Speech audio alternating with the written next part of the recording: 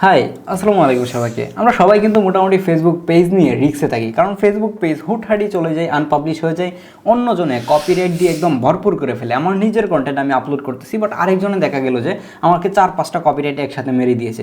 তো এই ধরনের প্রবলেম কিন্তু ফেসবুকে রেগুলারই আমরা ফেস করে থাকি, বাট ইউটিউবের ক্ষেত্রে কিন্তু অনেক বেশি সিকিউর। আমরা ইউটিউবে হুটহাট কপিরাইট খুব কমই দেখে থাকি, এবং ইউটিউব চ্যানেল যদি চলেও যায় বা হ্যাক হয়ে যায় খুব ইজিলি ব্যাক আনা যায়। বাট ফেসবুক পেজের ক্ষেত্রে বিষয়টা একদমই ডিফারেন্স। ফেসবুক পেজ যদি একবার ব্যাক আনতে পারেন তাহলে আপনি অনেক বেশি লাকি, কারণ ফেসবুক পেজ নর্মালি কিন্তু ব্যাক আসে না, অনেক বেশি টাফ। তো ফেসবুকে কিন্তু অনেক দিন আগে আমাদেরকে নতুন একটা ফিচার ইন্ট্রোডিউস করেছিল, সেটা হচ্ছে মেটা রাইট ম্যানেজার। তো এটাকে অনেক ফেসবুক রাইট ম্যানেজারও বলে থাকি।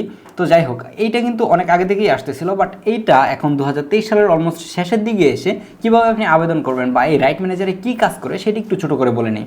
মানে হচ্ছে যে আপনার কন্টেন্টটা আপনি নিজে বানাইছেন, সেটার একটা জাস্ট একটা লাইসেন্স করে নিচ্ছেন যে আপনার কন্টেন্টের মধ্যে যাতে করে কেউ কপিরাইট দিতে না পারে। দেখা যায় যে আমি আমার কন্টেন্ট আপলোড করতেছি ঠিকঠাক, কিন্তু অন্যজন আমার কন্টেন্টটাকে ডাউনলোড করে অন্য একটা পেজে আপলোড করে সেই ব্যক্তি ফেসবুকের কাছে ক্লেম করবে যে ওই কন্টেন্টটা ওই ব্যক্তির, তখন কিন্তু আপনার এই জায়গায় কপিরাইট চলে আসবে। তো এই ধরনের প্রবলেমে যাতে করে না পড়েন, এই সিস্টেমটা কিন্তু ফেসবুক ইন্ট্রোডিউস করেছে। তো এইটাকে কীভাবে অ্যাপ্লাই করবেন এটার জন্য সেটা এখন দেখাবো। তো আপনি যদি ফোন থেকে এটার জন্য অ্যাপ্লাই করতে চান তাহলে আপনি ফোনের গুগল ক্রোমে চলে যাবেন, এবং গুগল ক্রোমে যাওয়ার পরে আপনি হচ্ছে 3 ডট মেনু থেকে আপনি ডেস্কটপ সাইটটাকে সিলেক্ট করে দিবেন, দেন আমার মতো করে পিসি থেকে করতে পারবেন। তো পিসিতে যে কোনো একটা ব্রাউজারে এসে rightmanager.fb.com বা facebook.com লিখে যদি আসেন তাহলে এই ধরনের একটা ইন্টারফেস কিন্তু আপনি আসতে পারবেন। এটার লিঙ্ক কমেন্ট বক্সে কিংবা ডেসক্রিপশন বক্সে দুই জায়গায় আপনি পেয়ে যাবেন।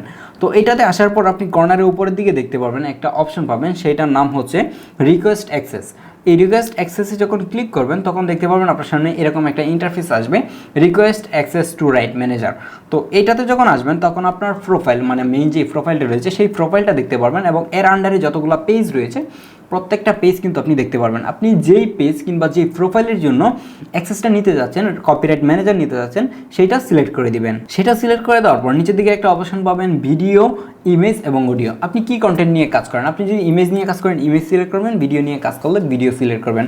আমি মোটামুটি নিশ্চিত যে ম্যাক্সিমাম মানুষজনই কিন্তু ভিডিও কন্টেন্ট নিয়ে এখন কাজ করে, আমি ভিডিওটা সিলেক্ট করে দিলাম। দেন এই জায়গায় আরেকটা অপশন পাবেন, what type of right holder are you, মানে আপনার এটা কোন ধরনের হবে, মানে আপনার কোন ধরনের রাইট হোল্ডার নেবেন। ম্যাক্সিমাম মানুষজনই ইন্ডিভিজুয়াল সিলেক্ট করবেন। ইন্ডিভিজুয়াল সিলেক্ট করার পর নিচের দিকে আরেকটা অপশন পাবেন, প্রাইমারি রাইট হোল্ডার নাম। এই জায়গায় হচ্ছে আপনার ফুল নেমটা দিয়ে দেবেন, যেই নামটা আপনার এনআইডি কার্ড কিংবা ড্রাইভিং লাইসেন্স বা পাসপোর্টের মধ্যে রয়েছে, এরকম গভর্নমেন্ট থেকে দেওয়া এরকম একটা আইডি কার্ডের মধ্যে যে ফুল নামটা রয়েছে সেটা আপনি এই জায়গায় দিয়ে দেবেন। আমি আমার নাম দিয়ে দিচ্ছি। আপনার ফুল নেম দিয়ে দেওয়ার পর নিচের দিকে আরেকটা অপশন পাবেন, how often do you published content, মানে আপনার পাবলিশটা, মানে আপনার কন্টেন্টগুলো কতদিন পর পর পাবলিশ করেন। আপনি যদি আমার মতো এরকম একদম রেগুলার, যে বছরে 2-4টা কন্টেন্ট আপলোড করে এরকম রেগুলার একজন কন্টেন্ট ক্রিয়েটর হয়ে থাকেন তাহলে আপনি মান্থলি সিলেক্ট করতে পারেন। তাছাড়া আপনি চাইলে উইকলি কিংবা আপনি যদি ডেইলি ভিডিও আপলোড করে থাকেন তাহলে ডেইলি সিলেক্ট করবেন। যেহেতু আমি মান্থলি 1-2টা কন্টেন্ট দিয়ে থাকি, যার জন্য আমি উইকলি সিলেক্ট করতেছি। মান্থলি করলে হয়তো একটু বেশি লঙ্গার হয়ে যেতে পারে, আমি উইকলি সিলেক্ট করলাম। দেন আপনি নিচের দিকে আরেকটা অপশন পাবেন, সেটা হচ্ছে যে আপনি এই ধরনের এটার জন্য you have issued a copyright report on Facebook before. তো এই ধরনের প্রবলেমের জন্য ফেসবুকে আপনি রিপোর্ট করছেন কিনা, তো এটার জন্য আপনি নো সিলেক্ট করবেন। দেন আপনি আরেকটা অপশন পাবেন, সেটার মধ্যে আপনার কাছে চাচ্ছে হচ্ছে যে ফেসবুকে আপনি নিজের কন্টেন্ট আপলোড করছেন, মানে আপনার কন্টেন্ট আপলোড করা হয়েছে এরকম 5টা কিংবা 4টা 3টা আপনার যতগুলো কন্টেন্ট রয়েছে সেই কন্টেন্টগুলোর, মানে আপনার অথেন্টিক কন্টেন্ট, আপনার জেনুইন কন্টেন্টগুলোর লিঙ্ক অ্যাড করার জন্য, যাতে করে তারা অ্যাক্সেস করে দেখতে পারে যে এই কন্টেন্টগুলো আপনারই। তো এইটার ক্ষেত্রে আমি বলবো যে আপনার পেজটা যদি একদমই নতুন হয় তাহলে এটার জন্য এখন আবেদন না করাই ভালো। আপনি 5টা 10টা 20টা ভিডিও আপলোড করেন, 20টা না, আপনি 10টা ভিডিও অ্যাটলিস্ট আপলোড করেন, দেন আপনি হচ্ছে যে এটার জন্য অ্যাপ্লাই করেন। আমি এই জায়গার মধ্যে হচ্ছে যে আমার কন্টেন্টের যেই লিঙ্কগুলো রয়েছে সেগুলো এই জায়গায় কপি করে রাখছি।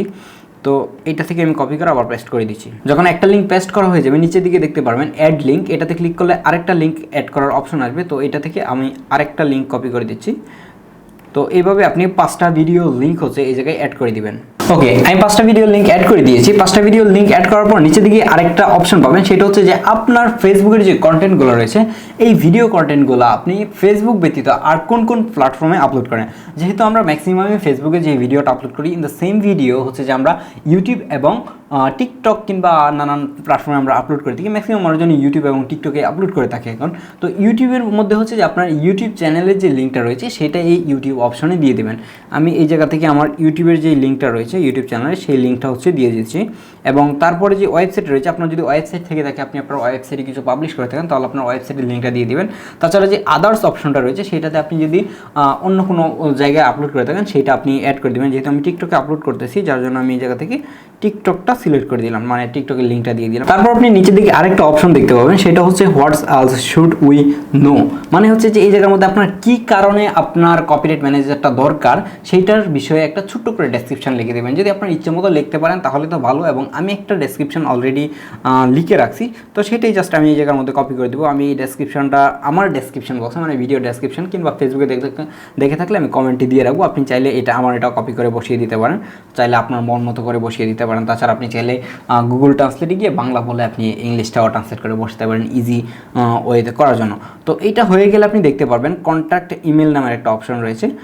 এটার মধ্যে হচ্ছে যে আপনার একটা ইমেল দিয়ে দিবেন, যেই ইমেলের সব কিছু আপনি জানেন। আবার এরকম কোনো ইমেল দিয়ে না যেটার পাসওয়ার্ড আপনি ভুলে গেছেন কিংবা এটার কোনো 2 স্টেপ ভেরিফিকেশন নেই। তো এই জায়গার মধ্যে একটা আপনার ইমেল দিয়ে দিবেন, যে ইমেল দিয়ে হচ্ছে যে আপনি এটার ভেরিফিকেশন পাবেন কিংবা পরবর্তীতে কোনো প্রবলেম হলে সেগুলোর আপডেট যাতে করে আপনি পেতে পারেন, একটা ভালো ইমেল দিয়ে দিবেন।